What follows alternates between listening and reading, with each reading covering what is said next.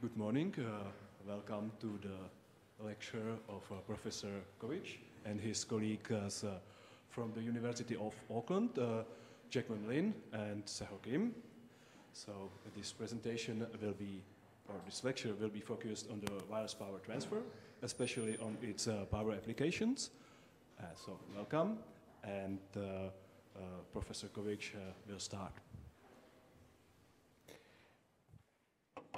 Okay, that was faster than I thought. Okay, well, thank you everyone for coming along. So just a little bit about myself and my colleagues. We're at the University of Auckland. That's pretty much the opposite side of the world. It sort of sits in a city which is on the ocean, two oceans, in fact, the Pacific and the Tasman Sea. And so it's very beautiful. Doesn't have the history of Prague, which we've really enjoyed. Looking at the historical buildings, we have beautiful nature, and we come to Europe and to see the history. So it's been really nice. So I want to thank also Mikkel and also Jan for looking after us and inviting us. So I'm going to quickly go through an overview of wireless power and how the University of Auckland got engaged in this. We've been sort of working on this for sort of more than 3 decades, and so just to give you some idea, I'm going to take it through this, and then some of the more detailed work will be covered by Jackman and Sarah. So philosophy of wireless power sort of links very much with modern, students like you today. So when I travelled when I was younger, to places in Europe, I would not have a cell phone, and I would, if I wanted to make a call home, I would actually have to go to a telephone box, which maybe you don't have any longer, and sometimes you had to queue at a telephone box to actually wait for someone else to finish a call, and then you would actually make a phone call, and of course you were tethered, and you were holding onto a wire, and somebody might be waiting to be next in line. And nowadays, when I think about my kids or university students, the thought of actually having to wait to make a connection or to be tethered and actually not be able to move around is foreign. We expect to be completely connected, free, and be able to do whatever we want to do. And this is really concept about power transfer. If you think about computers, the only time you really want to be tethered is if you want high speed, high data. Okay, every other time you expect to be connected, and we can see this here with the laptops. No one's connected. We're connected wirelessly. We're connected for communication. And this is what wireless power is all about, is to make that possible for wireless, to get your power while you move, while you're and as free as possible to do your everyday life. And perhaps the only time you want to be connected is for high power charging. For all other power charging, you want it to be free like everyone else expects. So the concept of a vision of a future is to avoid this tethering like we see on the right-hand side, and to make it completely free for wireless power. And so you just park wherever you want, or you may be driving down the street and you can get your power transfer. And when we think about this from a technical, this is probably my 2 equations which I'm going to do today. We're using Ampere and Faraday's law. So when we're using Ampere and Faraday's law, we take the concept of a current down a wire, we get the field around it, and we bring a coil within capture of that field. We capture the power, and that enables us to actually transfer power to a moving secondary. And what we're trying to do is do that as efficiently as possible. So you can see in the equation here, the output power is related to the coupling between the primary and secondary, and the amount of volt-amps effort that we're putting in the primary and secondary. Obviously, the more coupling, the lower the volt-amps, and vice versa. but we can still do it efficiently, providing we can make efficient coils. So the magnetic loss is related to the quality of the coil. How good an inductor can we build? But there are some other challenges. We need to make that field only available in certain areas. So we don't want to place field where humans are. We want to just shape the field so that it just goes to the vehicle side, or your cell phone, or whatever. And so we want to reduce the losses in that coil, and we want to shape the field, and we want to reduce the losses. So RL can also be in the environment, and we want to remove that and make it as efficient as possible. So this actually has been done for about 30 years. So we've been working on this technology for 30 years. And over the last 30 years, there's been a lot of developments. So resonant technologies have, and of course, it started with Tesla at the turn of the century, or the last century, but it sort of became thought of as impossible for quite some time, because at the time we didn't have good power electronic switches, we didn't have good wire, we didn't have good capacitors, we couldn't make good electronics to control the process. And all of that changed about the 1980s when the first microprocessors came out, some high-frequency wire came out, we started to get good capacitors, and the first, to be able to start to control this, we started to need new materials like ferrites. And so in the 1990s, the first sort of work was done on applications for materials handling, which I'm going to talk about in a minute. And then also alongside that, we had developments over the next years of thinking what were other applications could we work towards. Could we go for lighting applications, materials handling, cars, and this has been, in the last 15 years particularly, this has just grown globally. So now you become aware of it when it becomes something which is sort of applicable for you yourself when it affects your life. So when you can charge your cell phones wirelessly, you suddenly become aware of the technology. But the technology has been developed over the last few years. And for us at the University of Auckland, it came out of kind of a little bit of a mistake. We originally, a colleague of mine and my professor, were working on a power supply that was meant to be a high-efficient power supply, and it ended up failing. It didn't actually do what they wanted it to do, but what it did do was something a bit different, and they thought, what could we use it for? Suddenly we realized it was exactly what we needed for wireless power. What it enabled us to do was use really cheap switches, 10-amp switches, to control 200 amps or 400 amps in a big loop of wire. And that's actually what you needed for wireless power. So this power supply, which initially failed its initial design, became the exact power supply we needed to do wireless power.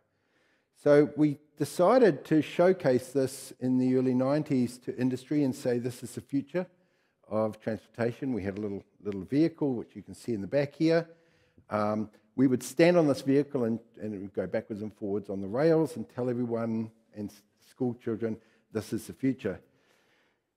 No one believed us, or they would believed us, but no one had any money, until a company came along called Daifuku, which was a Japanese company looking to do work with materials handling.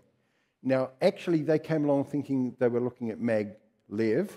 It wasn't maglev, but it was wireless power.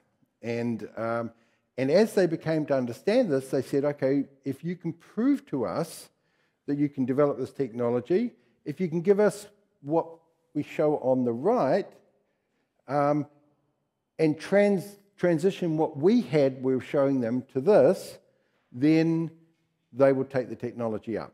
Now, they gave us 4 months to do that, and they said, if you can do this in 4 months, then we will take on board the technology, and if you can't, we will walk away. And that was our best offer. So this was the offer given to my colleague and my professor. There were only 3 of us doing power electronics, so suddenly I became part of the team, and I've never escaped since. So we got involved in developing this. And the idea was to increase the efficiency, increase the power transfer, and make it a lot better. Now, we started off with open coils. You can see that in the original design, open coils. And they weren't sort of focusing the fields, and it wasn't highly efficient. So our first bit of work was, how could we make it more efficient? And so we started doing designs because there weren't any magnetic three-dimensional or even two-dimensional sort of programs like ANSYS and COMSOL weren't available then. So we had to build this and sort of imagine what the field shaping was, mathematically try and figure it out, and say, how can we improve the magnetic capture? So we did all sorts of work, adding ferrite, trying to use better wire, a high-frequency wire as opposed to original wire, and that turned original open coil into something which could fit the design that they were looking for. And then we went on and looked at controllers to control the power flow, because they wanted 3 secondary side vehicle controllers operating, not just one. And so we had to make sure that no one took too much power. They could all have independent control. So this is what we called a secondary side controller, which could turn off the secondary coil or receive power and regulate. So this was all designs that we did right in the early days. And this led us to finally show 3 months later, not 4 months, but 3 months later, they came to see how it was going. And we turned on the system and showed them that we'd solved the problem for them. We actually had 3 of these running, going backwards and forwards independently.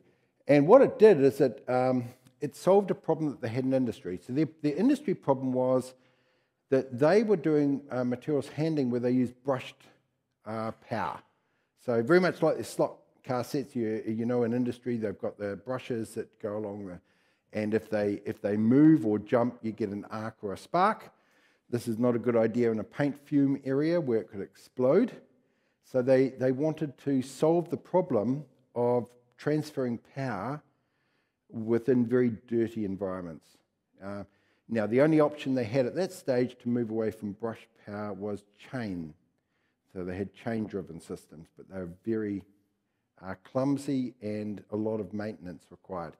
So this enabled them to transfer power to this moving vehicle, and it didn't need a lot of freedom of movement, maybe plus or minus a centimetre to go around corners, but it produced the kind of power transfer they needed. And it meant that they could seal up the electronics, they could go into spray paint areas, they could go underwater, they could use it for lots of applications. And this meant that they developed some technology for factory automation, and they also looked at in areas where they could actually have automatic guided vehicles. You can see on the left here, platforms where workers could stand on a platform and actually develop the engines while the platform was moving around. This was technology which they hadn't been able to do before, and this became a revolution for the factory automation developments. But something that they did that we didn't expect is they said not only could we use this in a very dirty environment, we also did this for underwater applications, but suddenly they could take it into a very clean environment. So up until that point, silicon chips and LCD screens were being made in fabrication plants which had many vacuum cleaners around brush systems. And if one particle of dust fell onto the LCD screen, you had to throw the LCD screen away. If a particle of dust fell onto a chip, it was dead. And so suddenly they could replace these brush systems and vacuum cleaners with this wireless power. And so almost overnight, within a year, all of the cleanroom systems globally turned into wireless power systems. And so Daifuku became #1 in wireless power globally. They went from about #8 in the world in materials handling to #1 globally. And they have stayed in that position ever since. We then started working with some German companies. This is Wampler, came Conductex, Wampler, then IPT Technology, now they're called NREX. And they were interested in also car assembly plants in German automotive companies.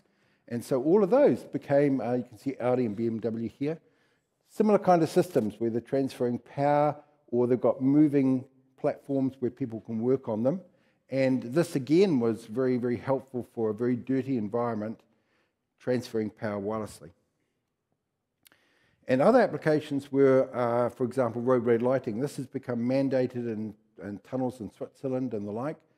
The reason why they were interested in roadway lighting was because they didn't, if the light ever failed, they wanted all the other lights to keep going. And particularly in tunnels, if there was ever a tunnel fire, they didn't want all the lights to go out.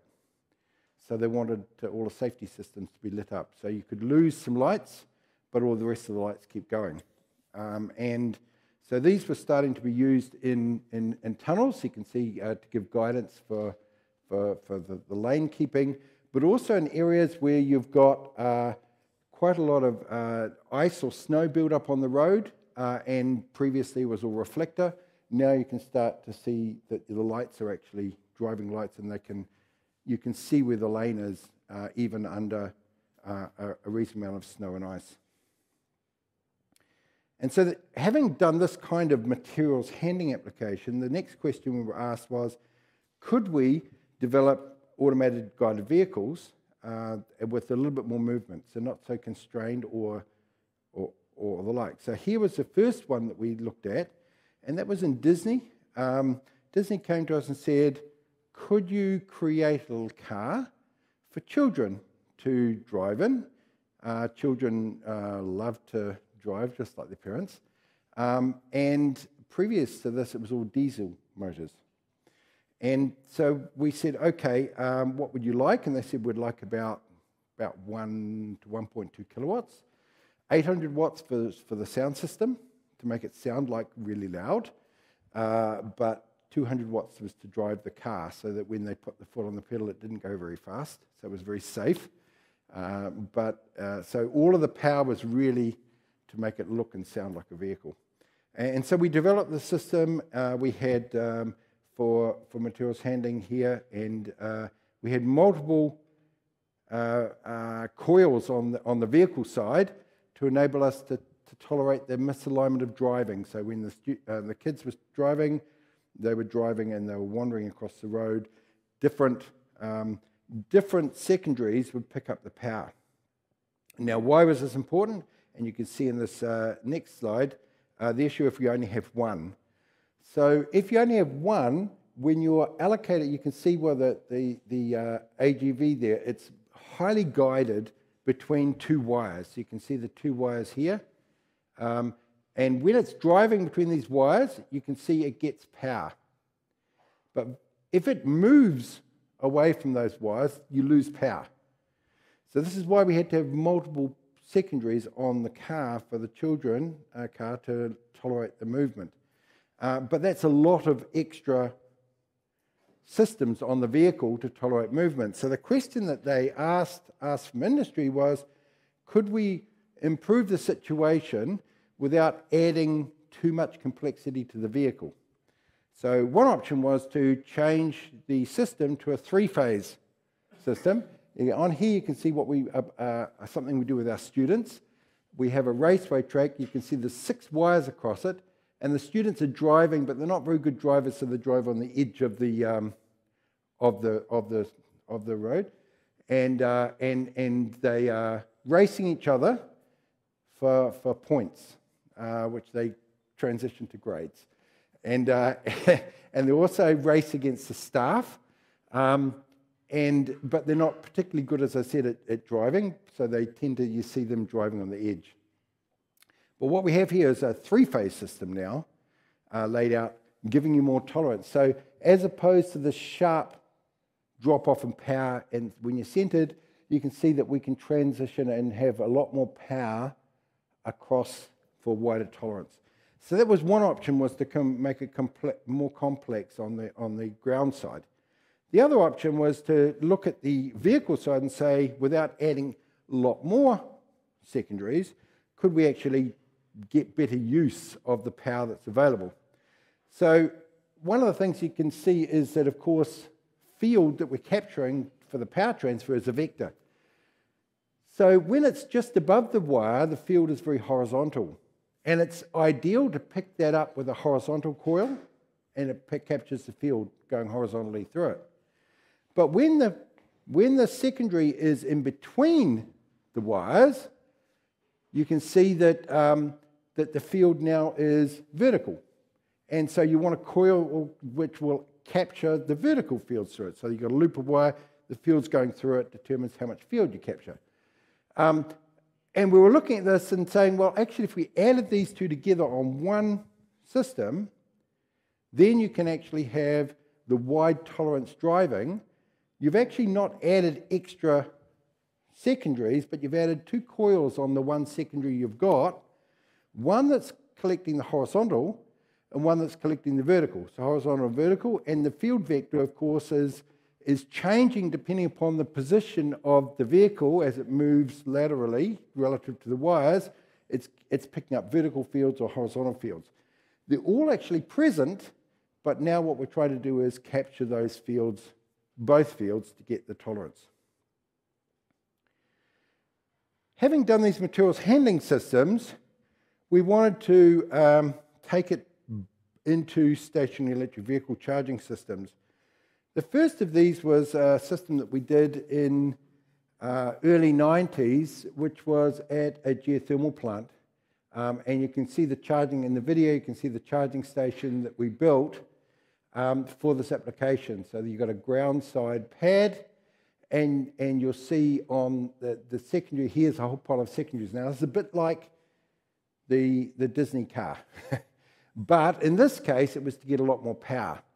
So, so we had multiple secondaries enabling us to charge this, this vehicle here. Now, why did they want to go wireless power in this particular application? One of the reasons is that you couldn't use diesel because this is got temperature inversion, it traps fumes, and it would, if you have diesel in there, you would destroy the local plant life and that people are going to, and some of the structures and make it dirty. So they said, okay, well, we would like a battery vehicle, but batteries were too heavy. So they said, we only want about 10% of the battery weight. And the way to get 10% of the battery weight was to keep charging the vehicles every time they stopped and parked and people would get on and off. And so this is where wireless power came in. We were able to get down to a much lower battery weight.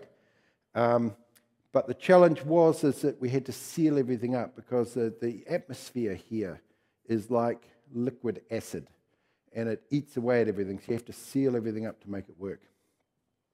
So that was our first development of a people mover for wireless power in a commercial environment. We then worked with Conductix Wampler, which of course now IPT Technology at NREX, to do vehicle battery charging for buses.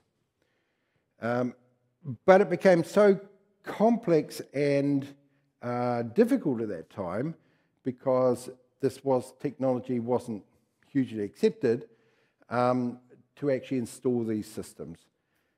So we, in the process while we were working on that, we thought, how can we simplify it and what other applications could we look at? So one of the applications we looked at was robotics, and also this is a shopping trolley, which was in the US, and what they're doing is they're showing videos to children to keep them entertained, and while mum and dad are shopping. And the problem was the battery would keep depleting after one day, and they had to get an electrician out to replace the battery. And they asked us to turn this into wireless power so they could run 24/7, which is what we did. So these kind of applications were quite interesting, and we wanted to then go back to this vision. So we showcased, we thought, let's build the technology for personal vehicles. So our first showcase was in 2009 in Stavanger, And what we showcased there was a wireless power system for an electric vehicle. And this electric vehicle is charging over the same air gap as a normal vehicle. It's plugged to the grid and it's got the same efficiency, or it was slightly higher efficiency than the plug-in systems at that time. This was 88% efficient, and the plug-in systems were 85% efficient. And a lot of people didn't believe that was real technology. We had people coming along and saying, "Oh, you're looking to prove that we were just fooling them."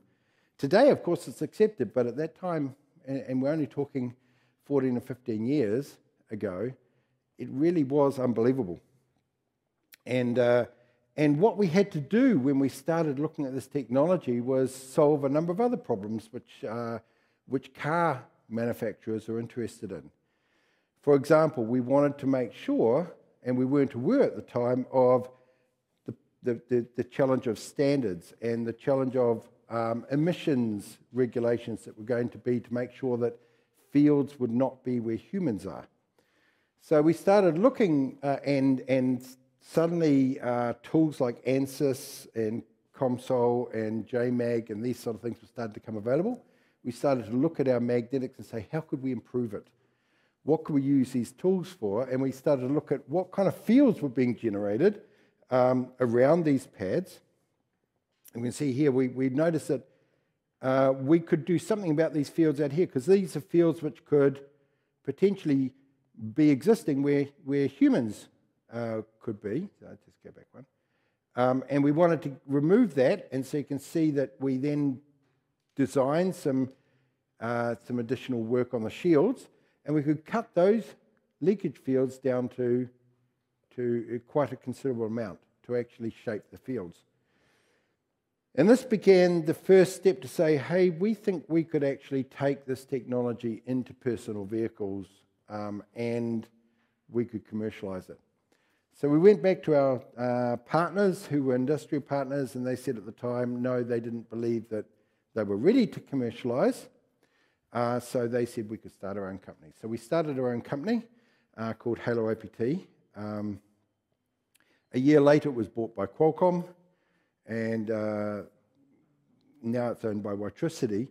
And the technology development was to showcase wireless charging. And so our first system that we showcased was one for a Rolls-Royce system, and it was a 10 kilowatt charging system for the Rolls-Royce.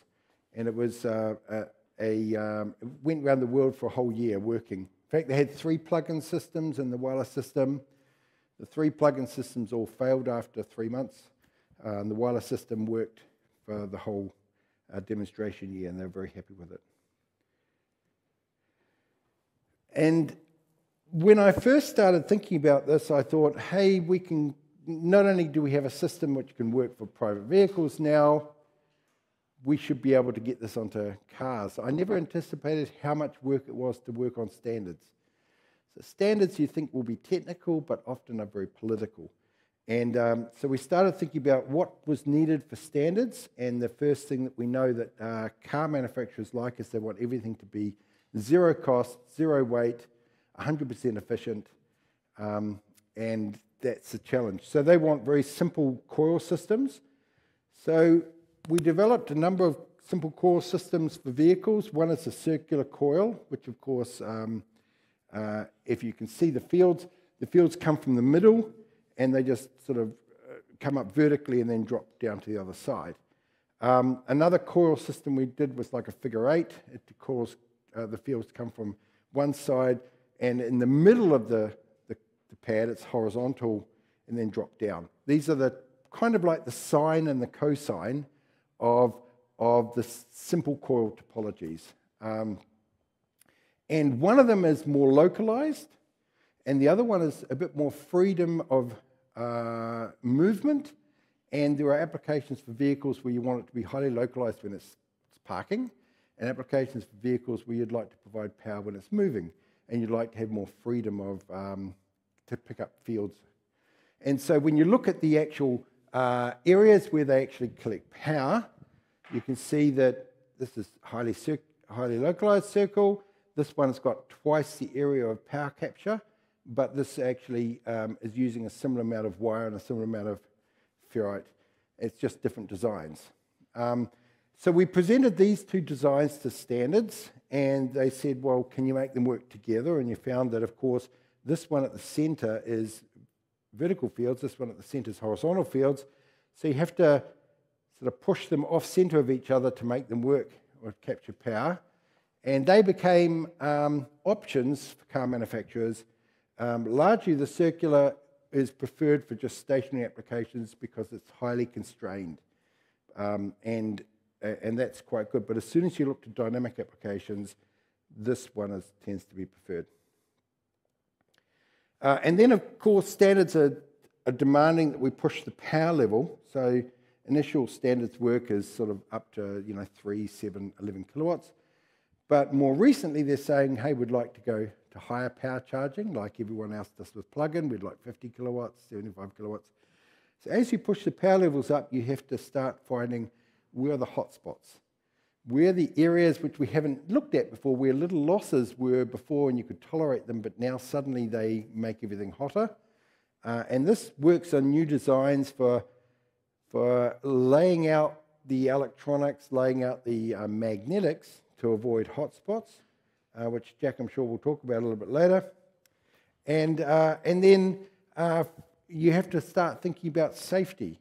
So you start thinking about, can we detect foreign objects that might get hot?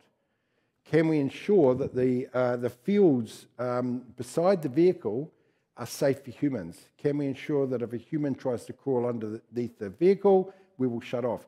So all of these systems, what we call live object protection, foreign object detection, have been built and been developed alongside this technology to ensure it's completely safe. And a lot of our designs are about designing with these things in mind. It's shaping the field so it's only existing where it needs to be. And of course, and Jack and Sarah will talk about this, is that there's a lot of work now about how do we use good electronics to actually make it more efficient? How do we use better materials? New materials are coming out, like nanocrystallines, to actually get better power transfer and lighter, thinner secondary vehicle systems. So where, of course, the technology is looking at solving problems not only for stationary charging, but also for dynamic. And how do you make that work? So when we do this, Jack's presentation, we'll talk about this in a moment, is we have to think about, can we transfer power not only designed for 75 kilowatts, but can that 75 kilowatts work with a 10 kilowatt system or a 3 kilowatt system? Can we actually collect power when we're moving? And so one of these things is we start to make a little bit more complex magnetics, not just a single coil system now, but maybe multi-coil. So you go from one phase to two phase to three phase systems. Are they better? Sometimes they are, sometimes they aren't. We have to analyze that. But one thing that we can do with these multi-coils, for example, is when the vehicle side is misaligned by some distance, we can actually shape the field using these multi-coils. Here we've got two coils. We can shape it just to be where the vehicle wants that field to be and not everywhere. Now, again, I'll leave that for Jack to talk about. But multi-coils enable us to shape the field if it's on the ground side. And on the vehicle side, it enables us to get wider tolerance to movement. So, for example, if I have a circular on circular system, you can see that that's my circle power transfer. But if I add the double D and the circular coil together, and I said one was vertical sensitive and the other one was horizontal sensitive in the middle, now I've got, again, vertical and horizontal field captures. Now I can actually collect power over 3 times the area without adding very much more weight to the system. And I can do the same for the double D. I can actually take its power transfer and capture it over 3 times the area, which means from a dynamic application, I can be driving down a road and collecting power over a wider area. And that's really important for the same weight. So where's our work going today? Our work is largely being driven towards applications for in-road. So we are interested in solving the problem of going for static charging on road, for semi-dynamic charging in slow-moving taxi ranks, or for dynamic charging on a roadway. And the questions that we have is, what should these systems be made up of? Should they be lots of stationary systems, or should they be track-based systems? Because the materials handling system was a long track, and the charging systems localized for charging an electric vehicle was just a single coil. So both of these kind of systems are being made available. These are some examples of systems right around the world, from Korea, US, of track-based systems. And the question is, how big a track do you make for what kind of size vehicle? Or you can have the lump kind of systems, where you just have a lumped coil, lots of lumped coils. And the key when you've got lots of lumped coils is you have to turn on and turn off those coils as the vehicle moves. So you just effectively have a field that's following underneath the vehicle the whole time, and there's no other field anywhere else. And so that's a matter of synchronizing the energization of your field with the movement of the vehicle. And it's possible to do that because we are operating at a much faster rate than the car can operate. Just an example of this, we built a system with Qualcomm, and you can see this system here, just in operation. This is driving into the 100-meter test area, and what you're seeing is a track there, and this is it being the pad's being synchronized, energized as the vehicle's traveling, and this is the power transfer to the vehicle as it's going. So you've got a wave of energy following underneath the vehicle. Now, one thing you can see there, though, is it's not a very ideal track. It's like a trench that's been built into a road, but that's not how a real road is built. You don't want to build a trench into the road. You want the system to be part of the road. So the big challenges are how we take this technology and make it robust to the idea of a roadway, and we make it survive within a roadway. Roadway engineers want the electronics to survive for 20 years. Most of you would not think about using your laptop after 3 years, maybe 5 years. But the electronics have to survive and keep operating for a long period of time within a very difficult environment, and they need to be robust. So we have developed I guess over the last 5 to 7 years, we've been working with a much wider team. And that wider team now takes power electronics engineers, transportation engineers, mechanical engineers, and pavement engineers. And we're working on this to try and build these systems so that they will actually work within and survive the application. So when we do that, we do all sorts of designs on the pad, we do all sorts of designs on the electronic process, working together with materials engineers, working together with mechanical engineers, and we're trying to go through a process of design where we check, will these things survive? So we're looking at them, the materials in the pad, will they break? Will they get hot? And then we're interested in is when we take them into a roadway environment, will the roadway and the vehicles actually cause them to crack up and break? So our testing facilities, typically looking at dynamic applications, looking at stationary charging applications, all the way through to looking at the mechanical forces, the structure of lits and when it breaks, the makeup of when we place it within pavement, what does it look like, and what happens when it's in thermal environments, which it's not desirable for. If it's under snow, how does it behave over time with the heating and cooling of the environment, and whether that causes over years for the system to crack and break. And lastly, of course, the pavement engineers, they want to test it for roadway operations. So you see here an operation here where we're actually placing the equivalent of a truck tire weight rolling across these pads within asphalt and finding, will it survive? These are big questions for us. So this broadening of the wider team into a large team that actually looks at it. And we have at any one time, we have maybe 20 PhD students working on the vehicle side, and then probably another 20 PhD students working on other related applications like cell phone charging and biomedical applications and the like.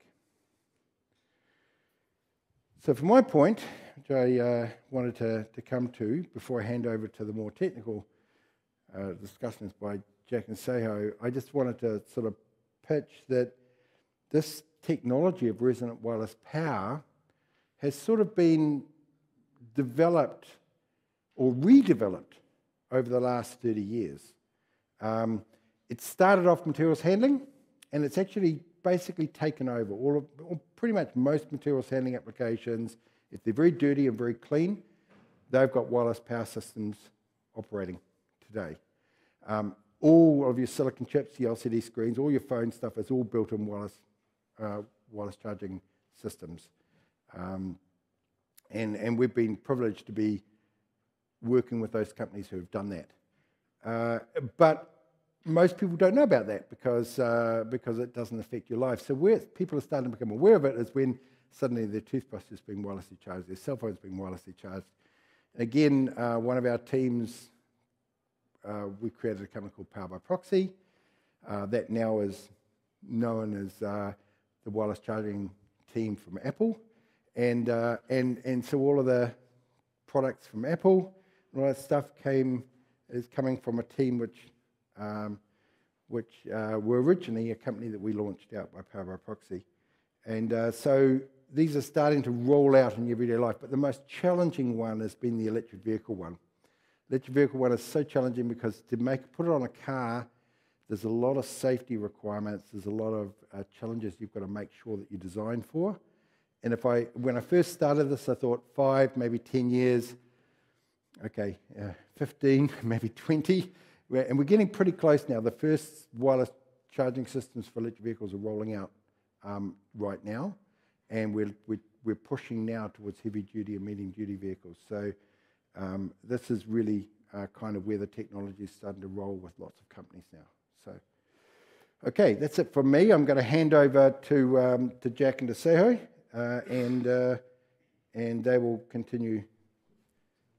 So.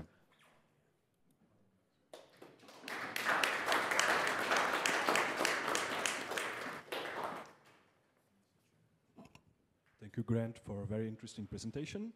Our next speaker will be Jackman Lin, and he will tell us more about the heavy-duty inductive power transfer. Hi, everyone.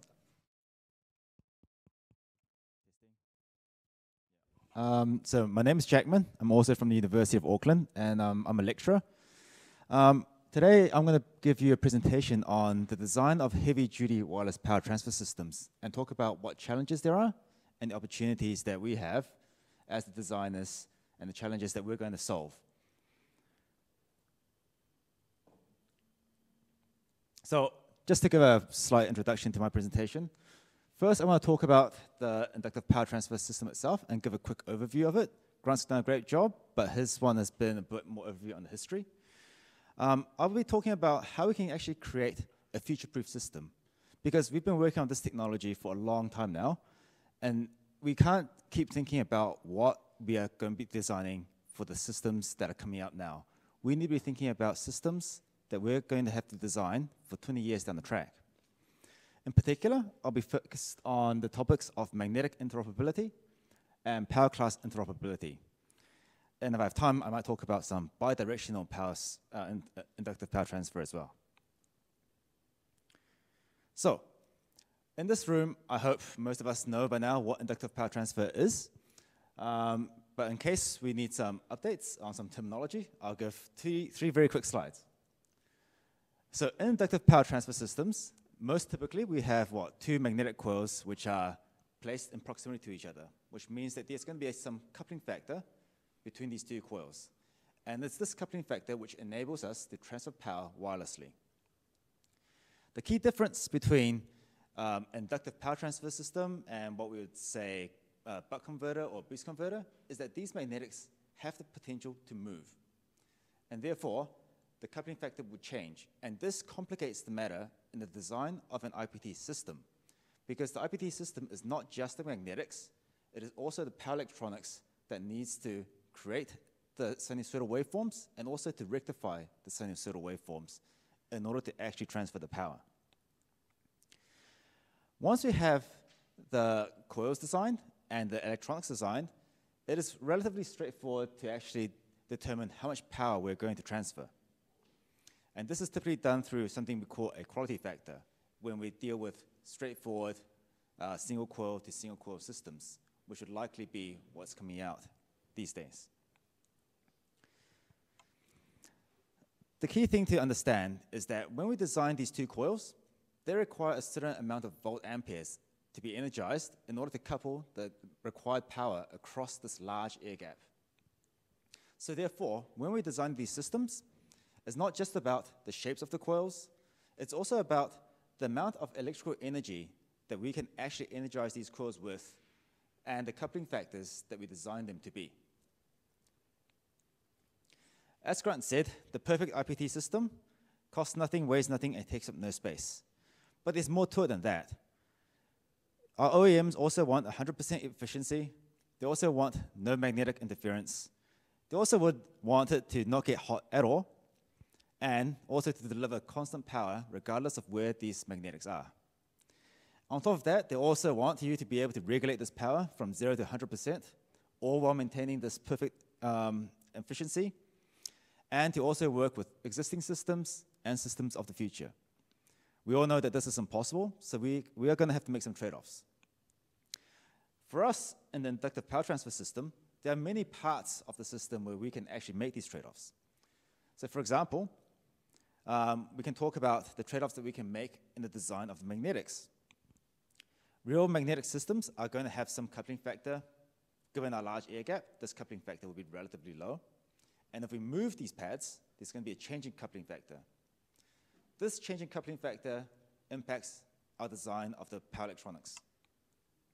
These real magnetics also have a physical size. So this physical size will relate to the amount of coupling we can have, as well as the inductances that our power electronics needs to drive. These magnetics will also have thermal limits, because you're going to be putting hundreds of thousands of volt amperes into a small area. And of course, the interoperability challenges, which I'll discuss later on. Another separate but also connected part of the system is the power electronics.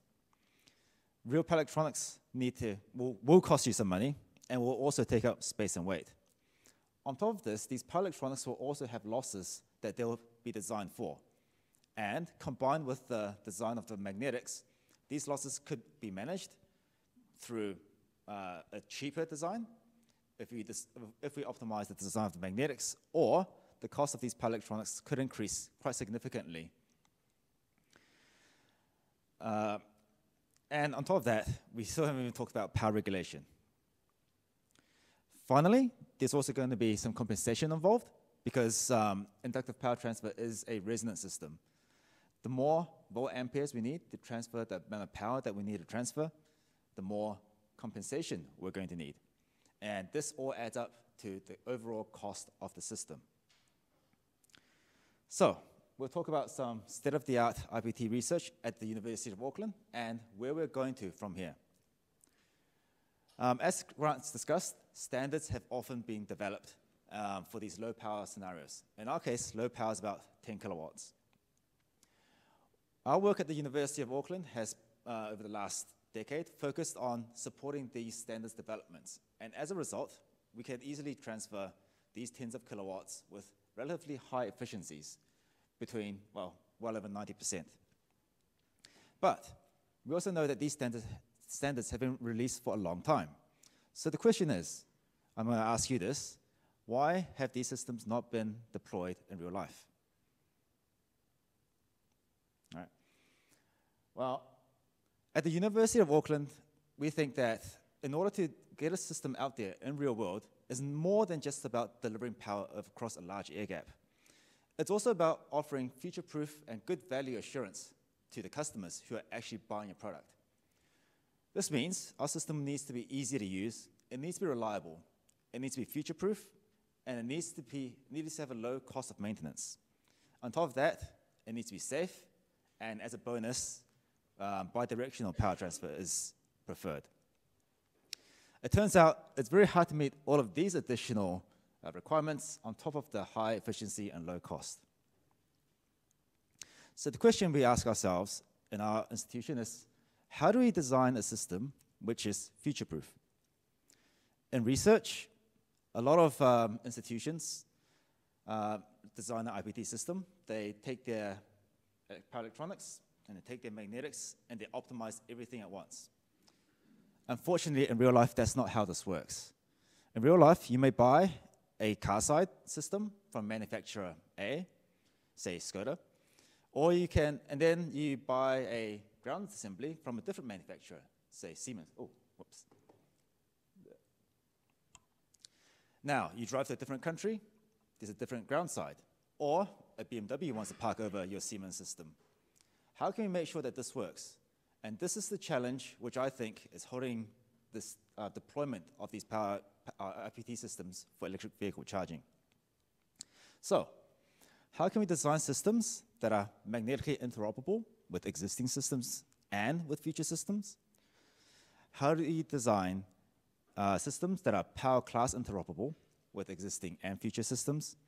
And how do we achieve bidirectionality? Now, Grant's talked a little bit about multi-cores, but I'll go into slightly more detail about how multi-cores can potentially solve this problem. Now, the first question is magnetic interoperability. And this is something that I can describe very simply.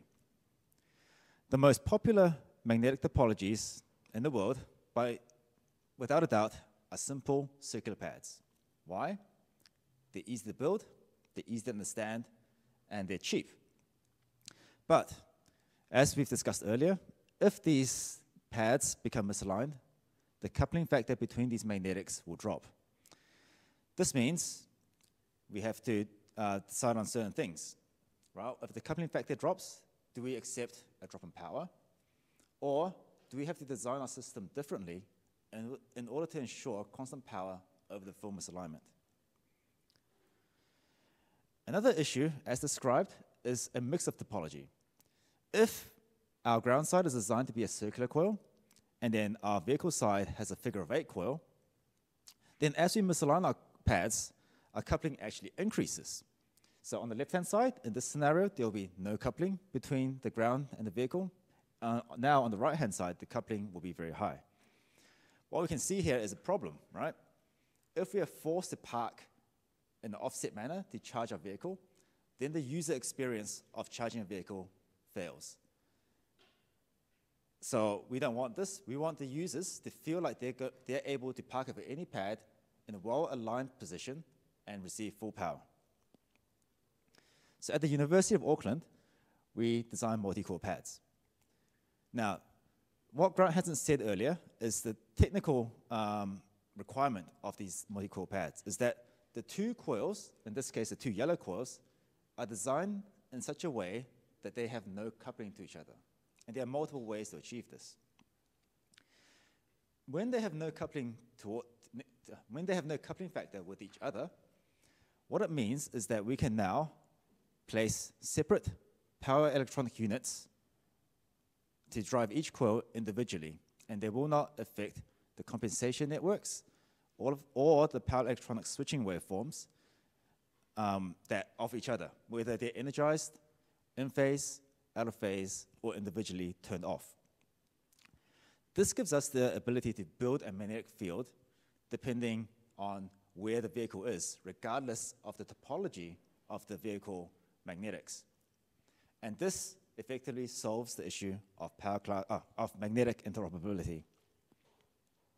So, at the University of Auckland, we believe that if at least one side of our system is a multi-core pad, then we can ensure that we can design a system which is future-proof for electric vehicle charging. And we've proven this many times over. You've seen these pictures briefly earlier. We've designed ground sides that deliver 10 kilowatts, both bipolars, so 2-coil systems, double DQ systems, which also deliver 10 kilowatts, and our most recent work has been to develop a bipolar vehicle side, which is not only magnetically interoperable, but also power class interoperable between 50 kilowatt and 10 kilowatt systems. Of course, we're not just limited to 2-core systems. We also have 3-core systems. And obviously, when you add more coils, the system becomes more complicated. But we do have one advantage. And this advantage is that our 3-coil systems also allows us to achieve rotational symmetry. And this is a very, very good advantage when we're parking cars, because we're not always very good at parking cars. So let's talk about how multi-coil pads also helps us to achieve power class interoperability. All right, 5 minutes. All right, so let's take a look at this scenario. Let's say we have a 50 kilowatt car. It requires a 50 kilowatt charger, and therefore it is going to be slightly larger than our 10 kilowatt charger. What happens when we park our 50 kilowatt charger over an existing 10 kilowatt ground side pad? Will we be able to actually deliver this power efficiently? It sounds easy, right? If the numbers go down, the system should be easier to build. In fact, that is not the case, because the vehicle side magnetics will be rated for a certain amount of energy, volt amperes, and the ground side assembly will be rated for a certain amount of energy in volt amperes. So if we think about how different these volt ampere ratings are, then suddenly we can see that there's going to be a lower bound on how much power we can actually deliver. And yes, I know we're all thinking that, well, we can just turn down the voltage, but that adds additional cost to the system as well. Regulating power, in theory, is very easy, but in practice, it is a massive challenge which is yet to be solved. So ways of power regulation, well, in our system, we typically use inverters to turn a DC waveform into an AC waveform. So therefore, we can easily think, well, we can simply decrease the conduction angle between our 2 legs of our full bridge to regulate our power. Unfortunately, if we want to perform this power regulation using only conduction angle, what we'll end up with is a loss of 0-volt switching. And for those of you who don't know, a loss of 0-volt switching means a massive increase in the losses of our power electronics. And therefore, we'll need additional cooling to compensate for this. Another solution could be to increase the range of our DC bus that feeds our power electronics. But this is not as simple as simply changing the numbers. We'll need to design additional elements on our PFCs in order to actually achieve this. And furthermore, if we try to decrease the voltage and yet deliver the same power, it means we have to rate all of our passive components to be 2, 3, 4 times what we usually want. So again, we can use multi-coils to achieve power class interoperability, because by designing 2 coils instead of 1, we naturally split off the volt ampere effort from one large value, say 400 kVA, down to 2 smaller values, say 2 200 kVA pads.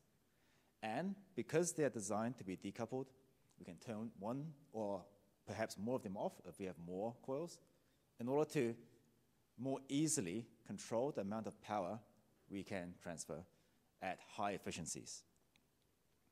If we design the system correctly, we not only lower the cost of our magnetics, we can also lower the cost of our power electronics. So these multi-coil pads not only gives us future-proof designs, but they also give us cost-effective designs, which are also, they give us cost-effective designs which are also slightly, which offers us more interoperability with more systems around the world. So in conclusion, perfect. In order to design a good IPT system, it is not enough to simply focus on the magnetics, because the power electronics plays a large role in actually delivering this power efficiently. To design a good power IPT system, we need to balance the design of the power electronics, the compensation, and the magnetics all at once.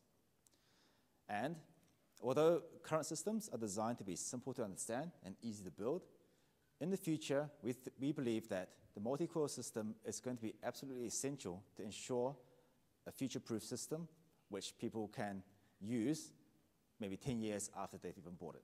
Thank you very much.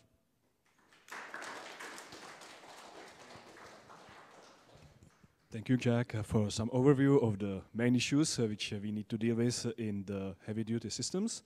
And now Seho Kim will tell us something about the materials and designs for the pads. Interesting. Thanks for listening to all the talks. Mine's pretty short. I've only got 6 slides. It's titled High Power IPT Pad Design at the University of Auckland. I think you've heard quite a lot about IPT and the history and some thoughts on it. My presentation is roughly on what we're doing at this point and what kind of interesting research topics that we're working on. So to begin with, the first one is a picture that I drew. We are working on 2 different cases. One is an extreme fast charging case, so that's for heavy-duty electric vehicles. When I say heavy-duty electric vehicles, I'm talking about generally trucks, large trucks, or anything that may be carrying a lot of people or goods. And then there is a dynamic charging case. So there are 2 cases that I'm talking about here. One is an extreme fast charging case where we might be looking at maybe 500 kilowatt or megawatt charging, whereas there's dynamic charging case, which you will expect maybe a little less power, but the truck or some sort of vehicle can charge as it's moving. So that's kind of like the 2 cases that we're focused on. And to do this project, we start from the very beginning, and for me, that's in the magnetic materials. If you're an electrical student or have studied electrical engineering, ferrite is everywhere, so most people can probably pick up ferrite and see how it performs. You can run simulations, calculations, all these kind of different things on it. So we're pretty well aware of how ferrite works. One of the things I'm interested in, along with Jack and Grant, is that can we use different materials as part of our research? So one of the things that we have done is to make SMCs, so you can kind of see soft magnetic composites. SMCs in this case, you can make it with different things, but we made it with crushed ferrite. And you can see we can crush it in different types of ways, and that gives you different properties in the SMC. For example, if you crush the ferrite particles in an elongated way, so on the right, it comes out to have slightly better permeability than if you crushed it in round particles. And you can actually mathematically model that if you're really interested. So that's kind of like an SMC sample. One of the really good points about using SMC over ferrite is that ferrite can be a little bit tricky to manufacture in particular shapes that you want. Whereas SMC over here, what we've all done is we got some binder, put some ferrite particles in it, and we could form it into any shape that we wanted. So that was kind of like a useful part about an SMC. Another one is nanocrystalline alloys. So if you remember maybe electrical steel or these kind of metals, you'll be familiar with nanocrystalline alloys. It's basically similar to electric steel, except it has relatively lower electric conductivity, so the eddy current losses can be minimized. So we're looking into starting our pad design with not only ferrite, but also other types of materials. So we're interested in all types of materials that we can use to design IPT pads for our projects. As an example of what we do with these materials, here is a sample of what we do in the lab. For example, if we got a nanocrystalline alloy, it's an actively researched area. If you go online and try to look for nanocrystalline alloys, you'll find that you can potentially purchase hundreds of these things. And they all have slightly different chemical composition, and they have slightly different, actually they have very different ways of manufacturing them. So depending on the chemical composition, how you manufacture them, and even how you prepare the materials, you can actually get quite different performances in your sample. So one of the things that we do is we go find these materials. Sometimes we even try to make some ourselves. And then we put it into what we call a Maxwell coil. It's similar to a Helmholtz coil. And then we actually try to characterize our material, right? So in this particular case, what the Maxwell coil is doing is it's providing a uniform magnetic field in the center of the coils. And then we effectively rotate the sample in this case. And what we are interested in is different pH curves, different losses, different permeability as a result of the angular displacement. And then we bring it back into an IPT pad design. So in this particular case, you'll see that if we made an IPT pad for EV charging that looks kind of like that, different parts of your nanocrystalline alloy will see different angles of magnetic field. So we are interested in kind of using that data to create an IPT pad that looks like this, and also be able to simulate that, as I really don't want to make 100 different pads of these 100 different materials, right? So this is kind of one of the things that we're interested in doing. Another thing that we're doing is optimization, multi-objective optimization. So once you get different types of materials, so for example, you have ferrite, you have SMC in this case, but you can also use nanocrystalline. We are interested in using things like generic algorithms. So for example, on the left, you see a coil and some ferrite on top of the coil. You start at number 1. That's just a simple ferrite covered coils. And then you use generic algorithm, which slowly mutates over the generations to figure out what kind of results would we get given we have multiple objectives. So on the right, you'll see that that's actually the results. It's a kind of complicated looking graph, but basically it says if you want high coupling factor, pick pads onto the right. If you want low leakage, pick C. That's, I think, the lowest point. If you want low ferrite volume or low SMC volume, then pick A, which is towards blue. So when you have multiple objectives, kind of like this, and multiple materials with varying properties, suddenly it starts becoming a very complicated optimization problem, which sometimes we will try to solve computationally. And another thing that we have to consider is not only just making these IPT pads, as others have said. IPT pads are very susceptible to the environment that it's in. We expect them to live for 20 years or more, hopefully. So one of the things that we do is we take all those information and then start running some thermal simulations. In this particular case, you'll see a very roughed up pad after some construction process, but you will see that it's inside a little slab of asphalt. So we're really interested in characterizing all our IPT pads, figuring out our power loss distribution, given our pad design, putting it into a simulated environment, see how hot it gets. From there, we can kind of figure out, okay, can we feed it back into our pad design again? So not only are we optimizing for different materials, different topologies, but also heat. So lastly, this is the last slide.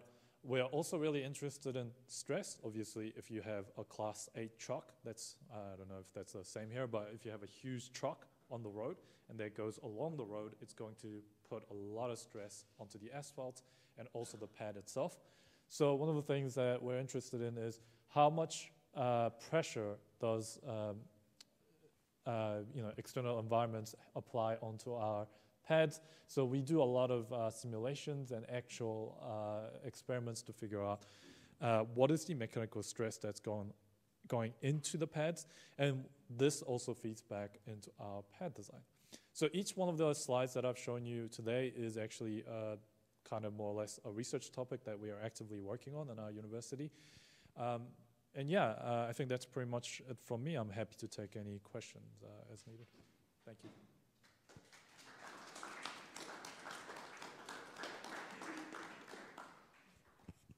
Thank you, Seho, for a very interesting presentation on the topic of how to actually practically design the pads. And before we get to questions, it's okay. You might be asking how you can get involved also in the research of the wireless power transfer. Okay. So for that, you don't have to fly to the New Zealand, even though the team of Professor Covic is very, very welcoming. I was there, and they were like, I would almost say extremely hospitable.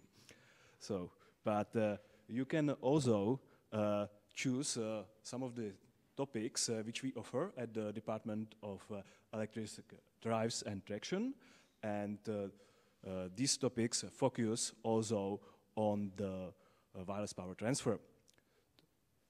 So these include different bachelor, master, and PhD topics, which focus mostly on the power electronics, its control, but also on some simulations of the pads and so on.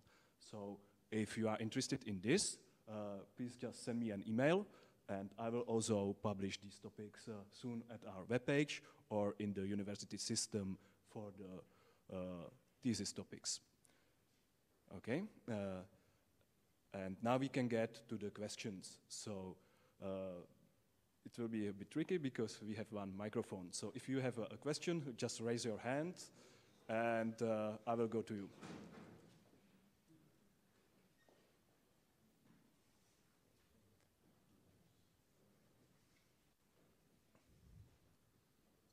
Okay, any questions?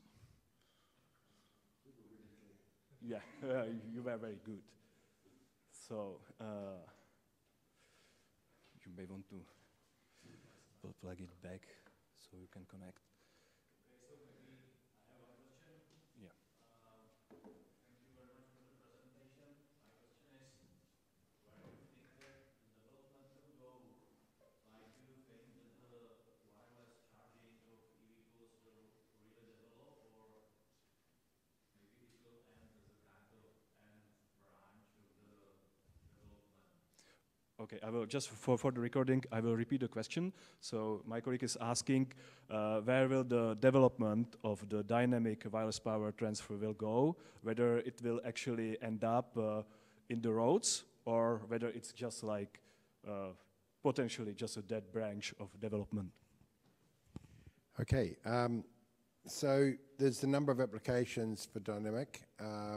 So what we're seeing is obviously as stationary is starting to roll out now. So that's very much for light duty and for parking systems. But we have two options when it comes to bidirectional and for dynamic. For dynamic systems, we're really interested in applications like materials handling, where you've got movement. And so some of those applications might be, for example, at taxing for airports. So yes, there's a real need for that, because airports have to get to a point where they've got zero emissions very rapidly, 2035, which isn't that far away, particularly when you've got 9 years of development around aircraft. So they would like to remove all emissions for taxing of aircraft. Now, in this case, the vehicle is a plane, not a car, but it's got very similar characteristics of what we're trying to do. For vehicle systems, there's clear need for semi-dynamic. The idea of taxis maybe moving at a taxi rank, and other applications where, so it's slow-moving wireless power. But it's really not any different from the power electronics and magnetics design as fast-moving, because the vehicle speed, even at 100 kilometers an hour, is slow compared to the power electronics and the magnetics. For dynamic for high power, there are many applications like the trucks that are moving between countries which are gridlocked. They would like to electrify that to get rid of the emissions. Now, the only competitor would be hydrogen, but it's a very poor competitor when we look at it from an efficiency point of view of the electricity. So the question is, where are the best use cases for dynamic? We don't necessarily need to have dynamic everywhere, but if you can lower the weight and the emissions of large vehicles, they contribute 50%. They're a small percentage of the vehicle fleet, but they contribute 50% of the emissions. So maybe for your private vehicle, you don't need dynamic. You mostly use it around town.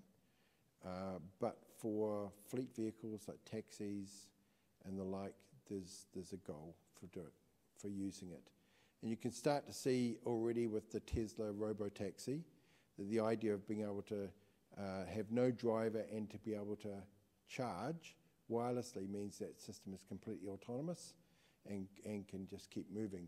As soon as that starts to need to move and go over wider distances, which tends to be you start locally and then you start moving, then it's going to need means to charge. Either it's going to charge at really high power for stopping, or it's going to actually get power as it moves. And so those are interesting applications. So is it a dead end? No, I don't think so. I think there's clear use case for aircraft. There's clear use case for taxi ranks and those sorts of applications. For dynamic, for big vehicles, it's going to be the infrastructure cost versus the other alternatives. But driving down the emissions, if we don't do that, we're all seeing what's happening with global warming. And it's certainly starting to have an impact nowadays. So if we want to still be able to go down to the Swiss Alps and ski, maybe it's already getting too late, but they're telling me, but if we want those climate conditions to stay good, we've got to drive our emissions back down again. So we've got to do it some way. You guys have any thoughts? Any other questions? Okay. Or maybe just say it out loud and I will repeat it, okay? My question is, how quickly is the research progressing? Because you were talking about designing it for the future. And does it really have sense? Isn't it better to design it for change? Okay, so the question was whether the research is progressing fast enough, whether it wouldn't be better to research for change. Not fast enough, but too fast. Too fast. Okay. Whether it's better to try to design it for the future or just to design it to make it easily interchangeable into some new kind of technology. Yeah, so so the research for IPT systems, the actual technology to enable this wireless power transfer has been around for a long time. And there's already a lot of the challenges we know very much about. But in order to get the first systems out there into public, it needs to be cheap, it needs to be reliable. But we can see very quickly that as people become more accepting of wireless power systems, then maybe the cheapest option is not the best option. And that is where our research is going, which is, well, yes, it needs to be cheap, but also we need to be able to predict what the future challenges are. And that's why we're developing our research on this current pathway. Yeah, I'd actually have to say that we sort of work on both sides. So we're working, developing technologies for what's needed tomorrow with industry. So half of our time is spent purely supporting industry to get it to what they need. And I'd have to say it's pretty close. But as Jack's mentioned, we can also see where industry don't have time because they're so focused on developing the product, is 5 years from now, there'll be another request. And if we don't develop these systems between now over the next 5 years, we won't have the solution for industry that's the best solution. So they come and ask us, okay, we've got 5 options. Which one should we be picking? Which is the best one? And that's the role of a university, I think, to explore all of the possible solutions so that when industry come back in 5 years' time and say, give us the right one now, we've already done that work. So that's, we end up in 2 modes. One's for right today or tomorrow, next one's for 5 years from today. Yeah. Thank you. Any questions? Okay. Hey, thank you all for the nice presentations. It was nice, and I would like to ask maybe more about like current situation than about the research. Namely, I'm interested about because as far as I know, all the like solutions for stationary charging are more like from third companies that customer, let's say, want to have this charging, wireless charging for his vehicle. So he finds some third-party company which modify the vehicle, provide a charging pad, and then there is the solution. But I would like to see if there is some already like existing project which in which the OEM from the beginning is considering using the IPT or other technology for wireless charging.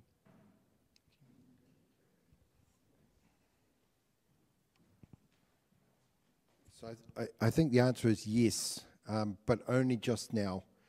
So in China, they're definitely doing this, and I think you're starting to see some of the OEMs in Europe embracing this right now. And they'll be like the Tesla Robotaxi, which was being built with wireless charging in mind. And the reason it's taken so long is because with a car company, it needs everything to be fully standardized.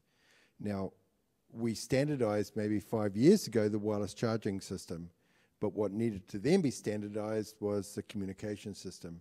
And then it needed standardizing the alignment system. And so there was a lot of arguments for 3 years on what was the right alignment system. And no one wanted to put out a system that didn't have the right alignment system on it.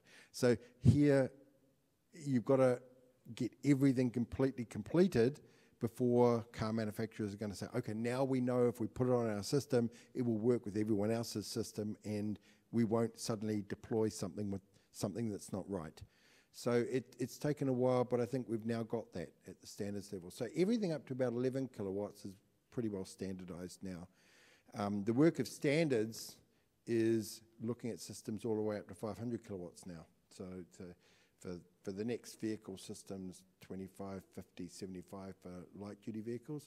For heavy-duty vehicles, systems from 75 kilowatts up to upwards. And these systems are all being deployed and trialed, but to standardize them, everyone has to accept that whatever the reference system is okay. So, yeah, so we'll see, I think we'll see deployed systems in the next year. Tesla's clearly got one. There are other companies I know of, I'm not allowed to say who I know that are coming out with them, but China's also shown systems which are already built for the car. So that's what you're asking. It's not just an add-on. Okay. Thank you. Any more questions? Maybe I will repeat it, okay?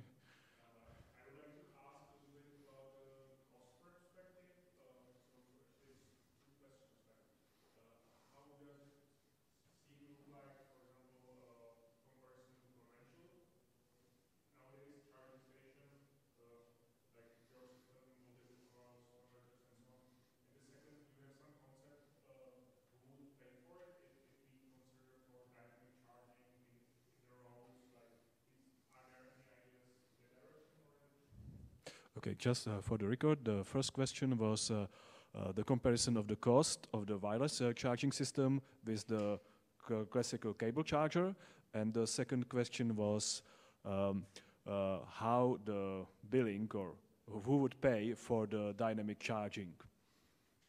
Okay. The actual cost of a wireless system is not much more different than a plug-in system.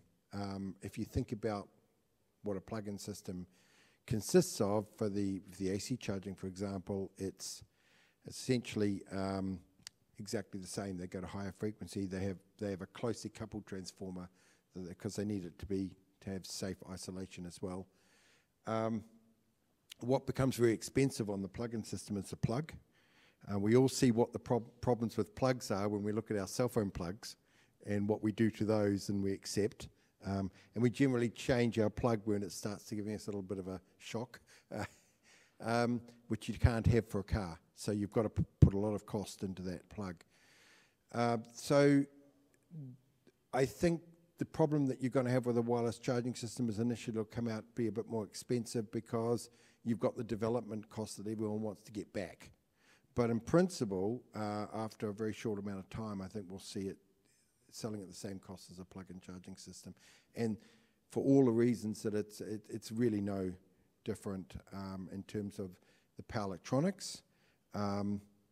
The cost of a charging station, there's not much cost.